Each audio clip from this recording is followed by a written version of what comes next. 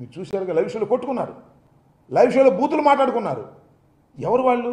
ఆ ఛానల్కి సంబంధించిన వారు కాదు, ఆ ఛానల్ ఇన్విటేషన్ మీద వచ్చిన వారు. వారు ఇష్టం వచ్చినటువంటి వారి అభిప్రాయం చెప్పారు, చెబుతారు కూడా. చెబితే ఆ ఛానల్ మీద అంటగట్టేస్తారా? ఇంతకుముందు అంటగట్టారా? నేను మనవి చేస్తున్నా, TV5, ABN వీళ్ళందరూ ఇవాళ మాట్లాడుతూ ఉన్నారు ఇష్టం వచ్చినట్టుగా. కొమ్మినేని శ్రీనివాస్ గురించి మాట్లాడుతూ ఉన్నాడు, తోటి జర్నలిస్టే. రే కొమ్మినేని, ఏంది నాకు అర్థం కాలే. ఇవాళ ఒక ఆరోపణ చేశారు మీరు, ఇష్టం వచ్చినట్టుగా బూతు లైవ్లో మాట్లాడుతున్నారు. కుక్క బిస్కెట్లు వేస్తేనంట మాట్లాడుతున్నారంట. నువ్వే కుక్క బిస్కెట్లు తిని మాట్లాడుతున్నావు నువ్వు ఇవాళ? ఆ ABNలో, ఆ TV5లో మీరైతే మాట్లాడొచ్చు. ధర్మంగా ధర్మమైన విశ్లేషణ చేసేటటువంటి వ్యక్తి కొమ్మినేని శ్రీనివాస్.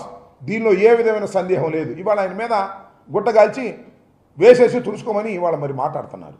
ఎస్, ఆయన పేరు రాజు గారు వచ్చారు, విశ్లేషకులు. ఇవాళ కొత్తగా రావట్లేదే, చాలా ఛానల్స్కి వెళ్తున్నాడే.